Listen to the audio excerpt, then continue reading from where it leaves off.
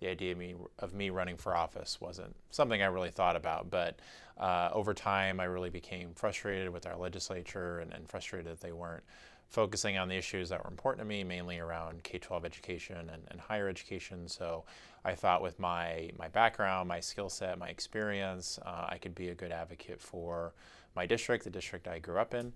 So that's why I first decided to run a couple years ago for the Senate.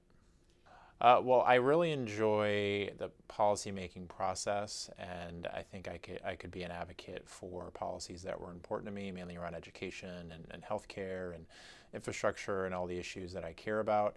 So I went to grad school and got my master's degree in public policy because I wanted to be better trained and better equipped to advocate for the policies that were important to me. So I've always enjoyed that process. Me running for office was mainly about getting a chance to work on policy and to represent the district that I grew up in. So it's something I've always enjoyed. It's always something I've been interested in.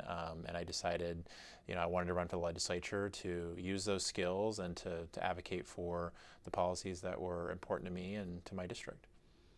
Well, I had a bill signed into law this year. It's something that's pretty rare for a member of the minority party. Senate Bill 1468 dealt with mental health for young people and dealt with suicide prevention training in our schools, an issue that's really important to me and really important to my district. It's an issue that we've struggled with for a number of years now. So working with some parents and constituents of mine and then some of my legislative colleagues here at the Capitol, we were able to pass a bill and it was signed into law, which requires training in suicide prevention for all school personnel in grades 6 through 12, starting in the fall of 2020. So that was a very big lift. It was a very substantive piece of legislation that we fought several months for to get that passed. So I was really happy to have the governor sign that, and now that's something that all school personnel in the state in grades 6 through 12 will have to do starting next year.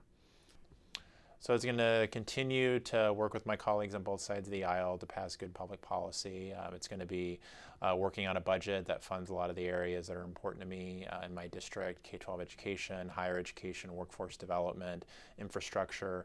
It's going to be continuing the work that I've been doing the last 3 sessions, and that's finding a way to work with members on both sides of the aisle on good legislation that primarily helps my district and helps my constituents.